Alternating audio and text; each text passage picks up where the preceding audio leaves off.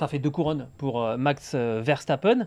Maintenant, il y a des records qu'il peut éventuellement battre. Alors, on ne va pas vous abreuver de chiffres dans tous les sens parce que on trouve qu'il y en a eu beaucoup qui ont circulé.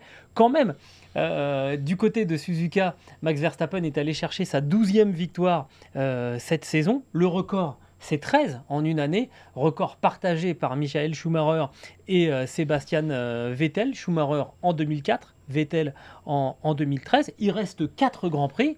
Ce record, il peut tomber parce que honnêtement, il peut s'imposer sur chacune des 4 dernières épreuves, Stéphane. Il a 22 Grands Prix quand même cette année. L'année C'est la encore, différence, ouais, avec voilà. 2004 où il y en avait 18 et avec 2013 où il y en avait 19. C'est ça, et donc ça veut dire qu'en 2 Grands Prix, il peut s'attribuer ce record par la force des choses, on va dire, mais le taux de réussite quand même de Schumacher, c'est plus de 72%, c'est super impressionnant.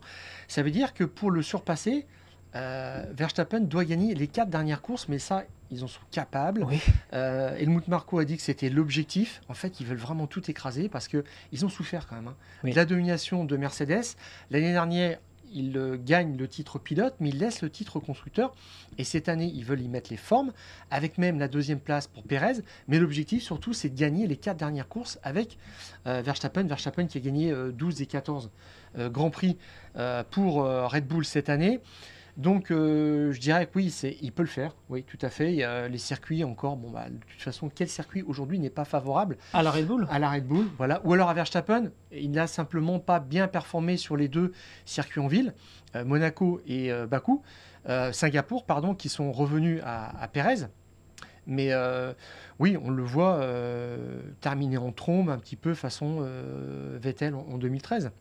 Alors, on a parlé du nombre des victoires sur une saison. Il y a des chiffres quand même qui symbolisent aussi la domination de Max Verstappen durant cette saison 2022. Le rapport des pole positions entre Max Verstappen et Charles Leclerc, finalement, il donne une indication quand même très très forte, Stéphane.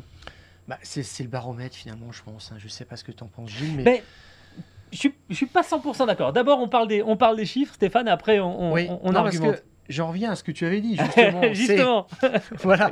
Bon, il y a eu 5 pole positions pour Max Verstappen, il y en a eu 9 pour Charles Leclerc. Ce qui t'avait fait dire que la Ferrari est une voiture pour la qualif, la voiture du samedi, et la Red Bull, une voiture du dimanche, ça reste plus que jamais une voiture vrai. de course. Voilà. Et Verstappen, il fait 5 pole positions, qu'il transforme en 4 victoires quand même, donc le ratio est énorme, 80%. Et Leclerc, c'est 9 pole positions pour 2 victoires à l'arrivée. Alors, il y a eu 3 abandons.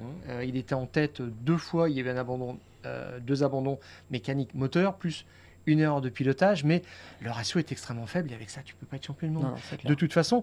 Et il y a aussi quelque chose qui symbolise ça, ce rapport de force, cette baraka. En fait, il y avait quelque chose d'irrésistible du côté de Verstappen cette année, c'est que les 3 dernières pole positions, il les fait contre Charles Leclerc avec cet écart.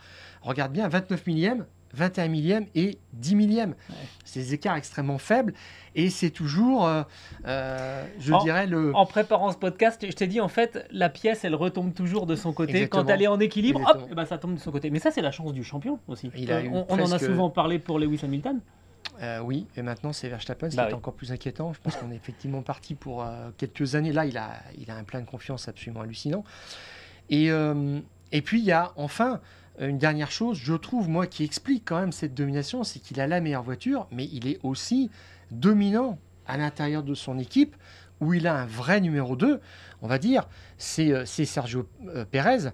Ça se voit en qualification, le rapport de force, c'est 13-5 pour Verstappen, c'est quand même net. Ça fait un peu penser aussi, on a parlé de ces 2 doublés 2021-2022, ça me rappelle Schumacher, en fait, 94-95, un titre controversé en 94 dans les conditions qu'on sait à Adélaïde, un accrochage avec Damon Hill. 95, il assomme tout le monde. Ouais. Donc c'est un petit peu ça, la Verstappen cette année était en mode Schumacher quand même.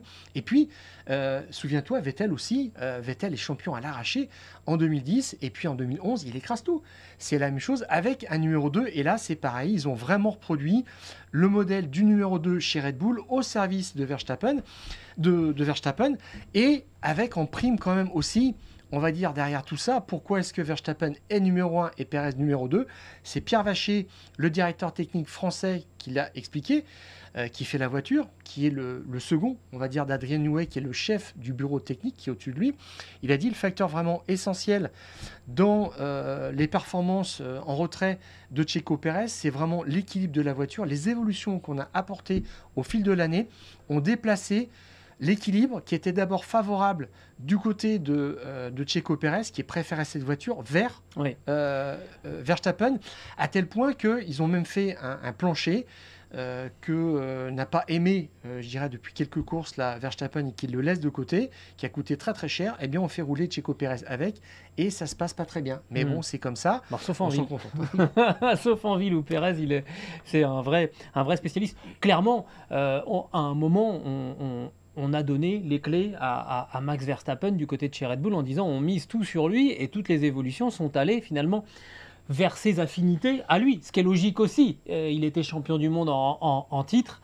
Après, sur les datas, ça ne trompe pas. Alors, une écurie par fierté, je dirais, ou par intégrité, par éthique, te dira toujours on ne fait pas une voiture spécialement pour quelqu'un, mais au fil de la saison, quand tu apportes des pièces qui bonifient les performances d'un pilote, bah, tu vas dans ce sens-là. Forcément, logique. Et tu laisses de côté l'autre pilote, c'est tout. Et puis Pérez, je trouve qu'il a été un bon numéro 2 et c'est ce qui a aussi valorisé Verstappen.